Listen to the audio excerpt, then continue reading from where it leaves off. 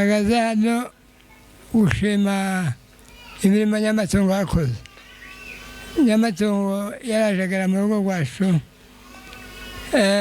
mubona nari mufashe nka mama, nari mufashe nka data.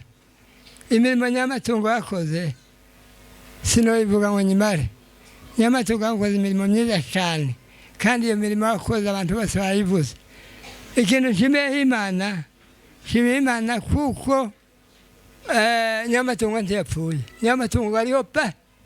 Nyamatungo wasize abana 5, asiga abahungu 3 n'abakobwa 2, ukumuhana basegegura hari kabisa. Nukuri. Kandi nyamatungo ari umukristo cyane, ari umuntu wizeye Imana, ukiranuka Imana, ubari mu ijuru, ari mu busura, ari kumwe n'Imana. Nzi kuko natwe tukiri muri ino si dufite ikiringiro kuko tuzamusanga hariya mu bwami bwo mu ijuru. Ni ukuri ndanezerewe cyane. Amagambo y'anyamatungo ni menshi kandi ntitwavuga ngo tuyamare, kandi banayavuze. Shimira Imana kuko Imana yakoze imirimo myinshi. Ndiko ndatekereza kuri mwebwe mwese mwahuruje uno munsi wa none mukaza kudufata mu mugongo. Ndavuze ngo Imana nishimwe. Ikindi nshimiyeho Imana kuko Imana ari umugenga w'ibihe byose. Imana izi gukora ukwayo udatekereza. Imana mwumvishije ibintu bagaragaje uno munsi wa none, bagaragaje imbaraga z'Imana. Abantu bo muri Amerika ndashima bashimira Kamutware na Musore na Muragizi.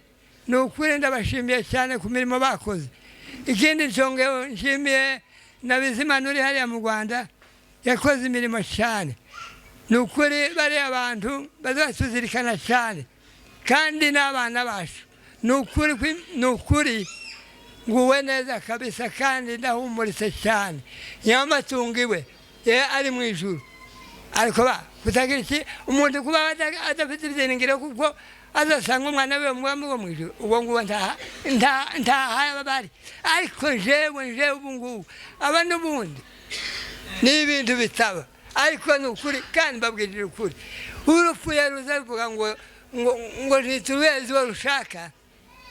Naturambuga nkiri kumwe na Nyamatungo, yari umukristo cyane, tukaganira nawe nkamubwira ngo mama we turamwita umukazana wanjye, izina ryiwe ryari mama, kuko yari afite imirimo imeze neza cyane kandi yaratunejeje. Mu rugo rwacu ubwo basegege yari uwa mbere kabisa. Urugo rwanje yeme intware yatashe kabisa. Ni ukuri nimukomere, abafite tubwire ikiringiro kuko tuzamusanga hariya mu bwami bwo mu ijuru. Ishongeho nshimiye bene data dufatikanije uyu murimo. Nshimiye abatakure nibo Nyamatungo yaturutsemo. Nshimiye ndetse nshimiye n'abasegege nabo bazanye Nyamatungo. Ikindi nshimiye Abafurika. Ni ukuri bagize neza nabo, babyaye nyina wa Nyamatungo. Ni ukuri abo ni abantu banje dufatikanyije kabisa, dusangira kabisa n'agahiye. Ariko kubyo bakoze ni ukuri bagize neza cyane. Imana ishimwe kabisa kubyo bakoze. Ubu muri uyu mwanya ndashimye kabisa kandi nguwe neza, merewe neza. Kuvuga menshi siko kuyamara, ariko mugende mukomere kabisa. Turahumuritse, dufite imbaraga kandi turakomeye. Nyamatungo wasize abana 5, uku nta ruwa mfite pi. Ariho n'ubu ngubu umwana wiwe nzomwita Nyamatungo. Nyamatungo ntazova mu wanje, arimo ndabuze Nyamatungo. Mwakiye mwirukire ryiza. Imana igende mwakire mu buturo bwiza. Imana igende mwakire mu migisha yayo. Imana igende mwakire hariya tuzomusanga tukiriho twese. Imana nishimwe. muzehe arakoze mwasubira mu byicaro nukomeza tukihangana twese reka dusabe umuryango avukamo nangwa amanyana yacu ari badatabukwe umuryango w'abatakure mwatambuka mukaduhereza umuntu umwe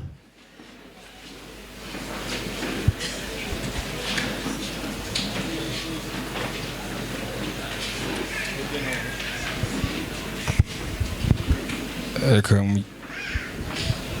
umuryango utambuke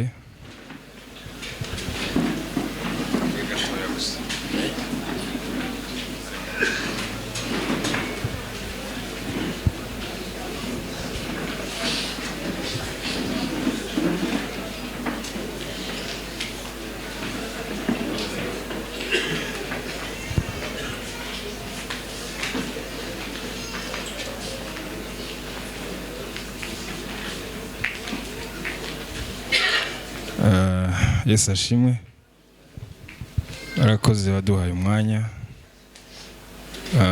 reka duheze muri umunanya amatungo ari bubasha kuvuga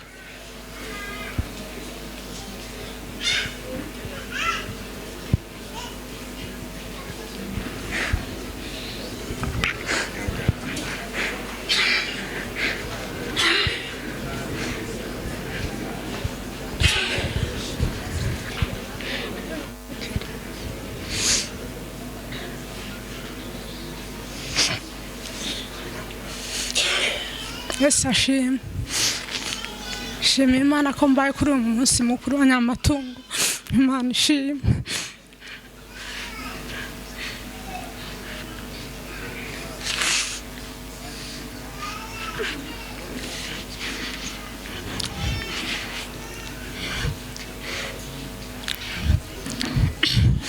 habaye kuwa kane mu gitondo ataraza kumbwira amakuru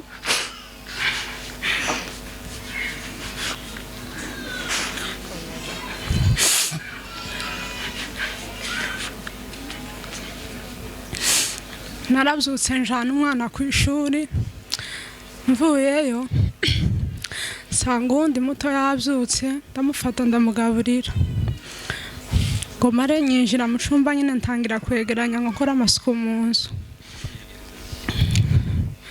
ngo ndangize nyumva ijambo rinjemo rivuga ngo se niki cyadutandukanya n'urukundo rw'Imana ndaguma ndaritekereza ngo se n'ibyago ngo cambwe n'amakuba ngo njye kuritekereza ndi mu cyumba ndibwira ngo byandi gituma ntekereje iryo jambo bagumye nyine kubika abantu benshi bapfe ruguru ndavuga ngo none nicyo gituma ntekereje iryo jambo ndangeze nyumva ibyishimo byinshi mu mutima ndakinga mu cyumba ndasenga numva nyine ndakomeye ariko nyine nguma kubiroza ku bantu nyine babapfa kubyara abana nk'ibi bihe turi ngukabarira bamara kuba abasore bagapfa noneho maze kuva mu cyumba ndakubura nyine nkora amasuku mu nzu mbona uyu pamudogo duturanye araje ambwiye nyine amakuru ndavuga ngo Nyamatungo yagiye mu ijuru kubera yuko nyine nyumvise ibyishimo mu mutima ntekereza kuri iryo jambo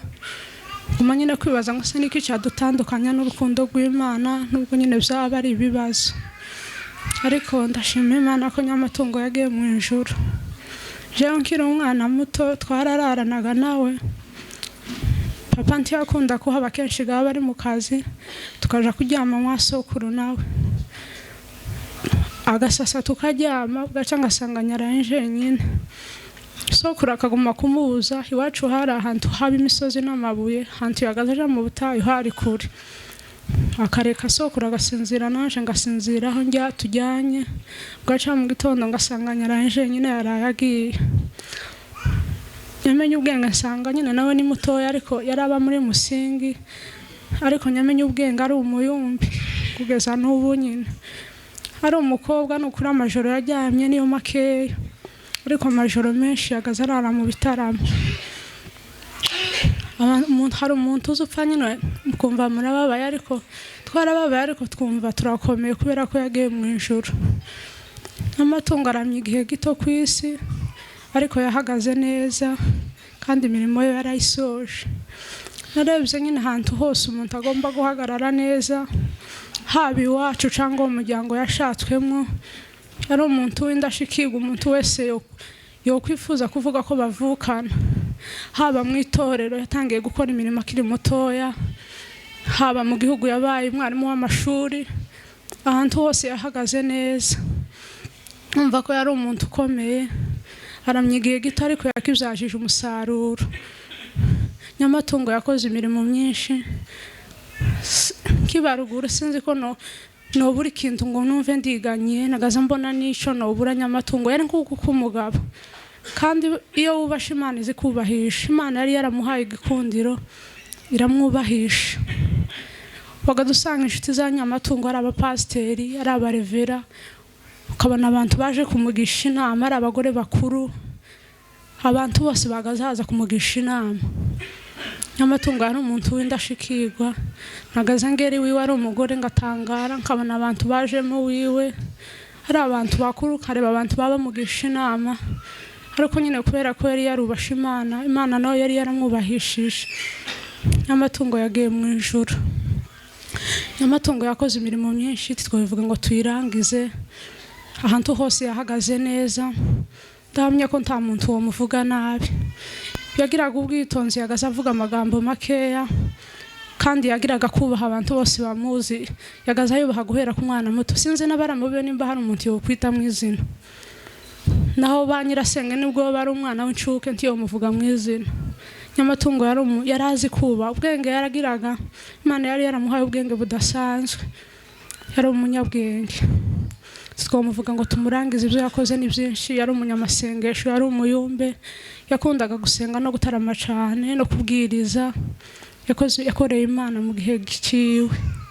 Ndashimira umuryango w'abasegege yashatswemo, yashatswe nanje nkiri muto ariko nari maze kugira ubwenge.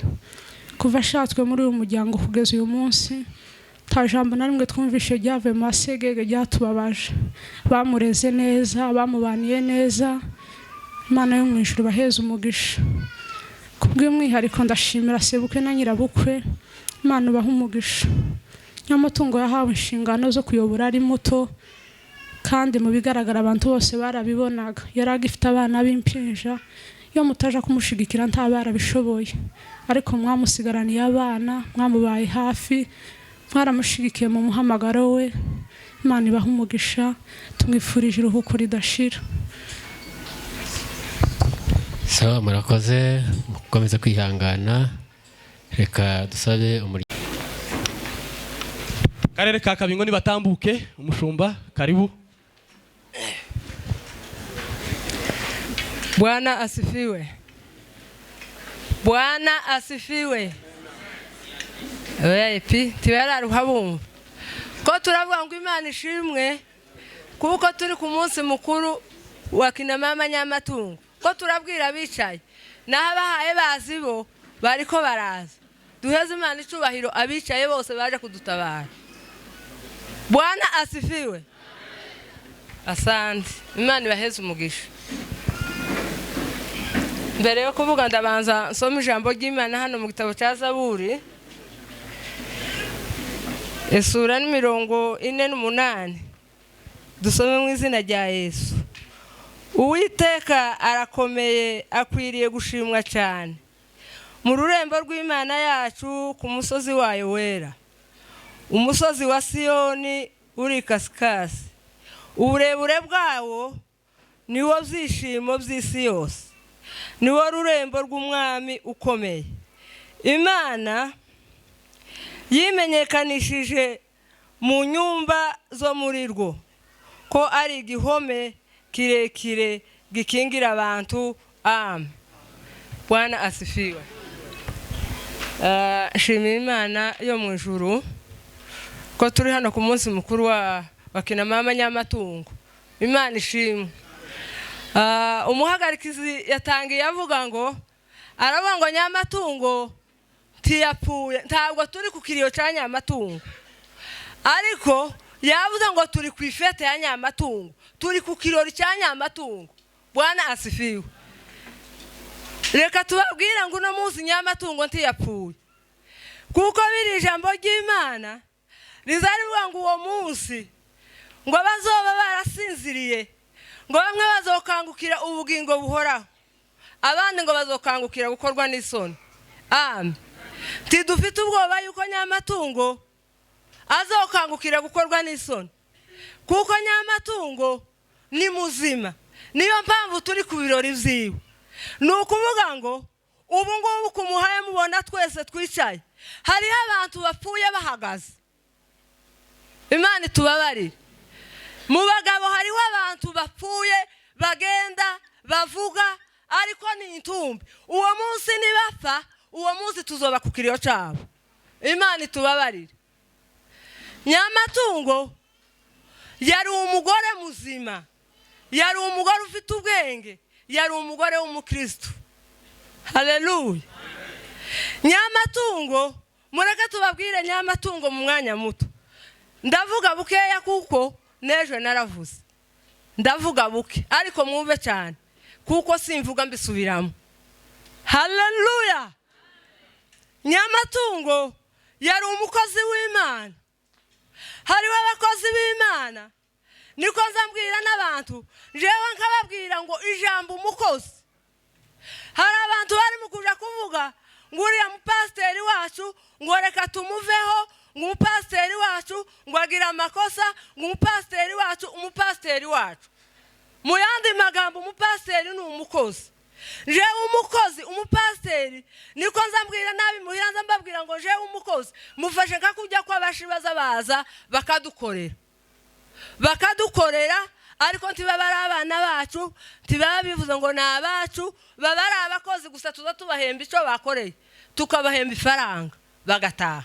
Ni ukuvuga ngo n'umukozi, umupasiteri utari umukristo, umupasiteri ukora udakora inshingano za Kristo, udakora inshingano za Kristo, akaguma akagenda ukundi, uwo ni umupasiteri, uwo ni intumbi. Nubwo ahagarara uwo yarapfuye, umunsi azopfa tuzamugirira ikiriyo.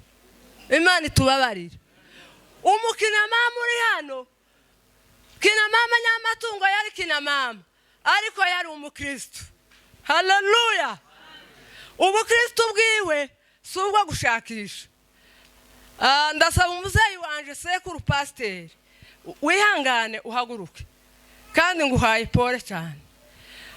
Uyu mugabo mubona, uyu ni umuzeyi wanje, niwe wandeze muri Sante School, anderana na nyina wa Nyamatungo. Uyu niwe sekuru wa Nyamatungo. Pasiteri yatwigishe Sante School, aratwigisha, araturema. Haleluya.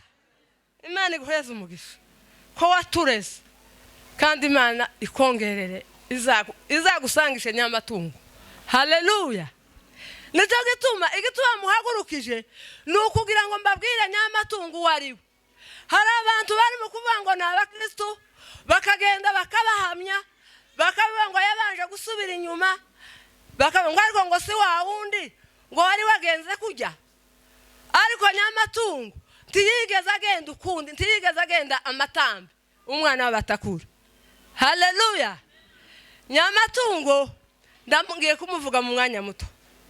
Nubwo mvuze gutyo kwari ukugira ngo mbwire abantu, uwiyumva ko ari intumbi, yishaganye, yikubita agashi, yikangura, kugira ngo nawe umunsi wiwe tuzamugirire ibirori nk'ibiza Nyamatungo. Amen. Nyamatungo yari umukristo. Nyamatungo yari w'abasegege. Reka duheze mpore abasegege. Tubahaye mpore. Yesu ngo niwe gihome gihumuriza abantu. Yesu ni gihome gikomeye kibahumuriza muri abasegege. Yesu ni gihome gikomeye kibahumuriza muri abatakura. Yesu ni gihome gikomeye kibahumuriza muri abapfurika. Yesu ni gihome gikomeye kibahumuriza Kabingo. Yesu ni gihome gikomeye gihumuriza baraza ya Mirimana. Duheze Imana icubahiro. Haleluya. Nyamatungo yari umukristo. Reka muvugeho ku macamake. Nyamatungo Nyamatungo yari umusegege, ahandi yari umutakure, ariko kandi Nyamatungo yari murumuna wanje. Singuma kuvuga subira ibindi narabivuze ejo, ariko mu murimo Nyamatungo yari murumuna wanje, ndababaye cyane. Nyamatungo yari umujanama wanje. Nyamatungo yakoze ibikomeye byinshi. Nyamatungo yagiye kirenge aho ngikuye.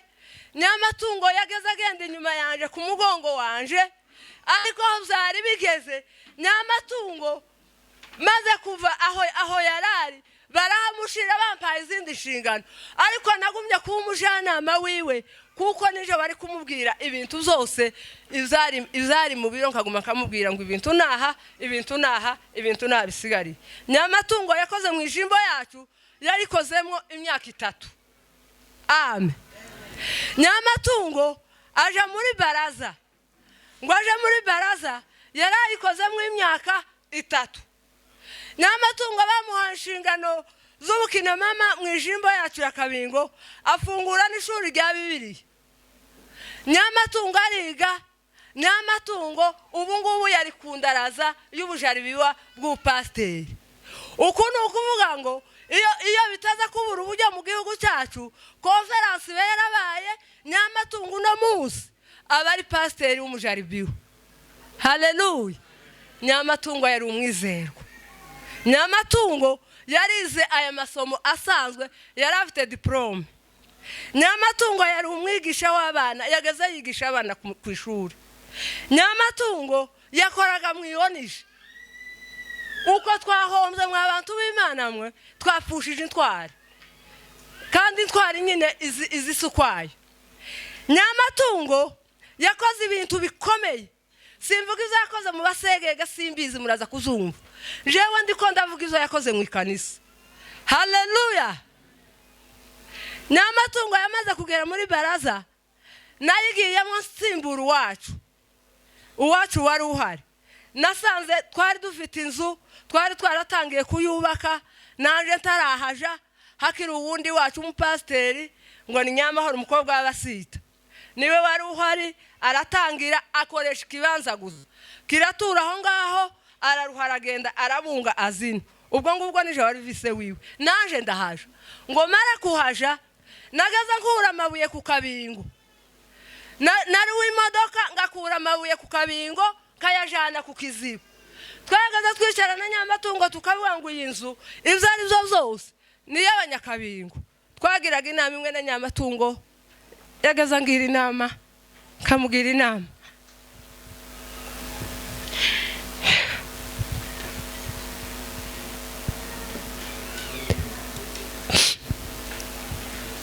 Ariko Nyamatungo ngo amare gushika, Nyamatungo kuko yari intwari, Nyamatungo aforomesha amadafari, Nyamatungo yasanzeho umusingi, Nyamatungo arubakisha inzu, Nyamatungo arayisakara. Nukuvuga ngo hari hasigaye ahantu ho kuyikinga. Nyamatungo yari umwizerwa, Nyamatungo yari umukristo. Nyamukristo wohagurutsa n'umwana woshika yovuga Nyamatungo. Muri aba bantu bose bakabingo bovuga Nyamatungo. Nukuri twoguma kuvuga Nyamatungo, mwogira ngo none ko turakaza, ariko Nyamatungo kuzo yakoze, Imana imwakire mu buturo bwayo bwera. Amen. Muhagarare gatoya ntidutwara umwanya. Yavuze yasoje. Turashimye ku muzeyi uvuye kuvuga, ari umupasitori mu ijimbo zacu za Kabingo, mu ibara zacu ya Mirimani. Ayavuze aratuvugiye, Imana mu ijuru imuhe umugisha. Ubundi natwe dutanze mpore ku muryango w'Abasegege, dutanze mpore ku muryango avukamo, dutanze mpore ku karere ka Kabingo yarakoreramwo imirimo, yatubereye umwana mwiza. Simvuga amagambo, ndashimye kuko tubaye ku munsi wo gusezera Nyamatungo. Yabaye umwana mwizerwa, ashitse mu rugo, twe twara abapastora, ariko nzashima ijambo niryo ndasojwe tibibabarambire. Nzashima ijambo umupastori umwe yavuze ngo abwira abapastori ngo muzogende munzanira abakristo ba Kristo, ariko abantu bose n'ab'Imana. Ndarisubiramo. abwira abarimu amakanisa arababwira ngo muzonzanire abakristo ba Kristo. Abantu bose n'ab'Imana. Umuntu wopfa tidushake ngo sinkuba yamukubise ntaco yavuze, muzonzanira abo mbabike nanje mbagire. Nyamatungo yaramwe muri abo ngabo, Imana imuhiruko ridashira. Rero ico tubabwiye abavyeyi ba Nyamatungo, mwihangane aho Nyamatungo yarari, Imana izahashira abandi bazakora umurimo wayo, ariko iyo yatashe mu bwami bwo mu ijuru. Mukomere, turi kumwe, tuzakomeza dusenga Imana, Imana izosubira remera ibindi bihe byiza. Hanyuma abanyakabingo mwihangane mukomere, ariko tubabwiye kuko hari indoro y'abanyakabingo, turaje kugera mu rugo tuyibagezeho nk'abavyeyi basizwe na Nyamatungo. Ahasigaye tumwifurije umuzuko wabera n'ibihe byiza tuzabana mu bwami bwo mu ijuru. Mukomere mwese. Barakoze cyane abanyakabingo.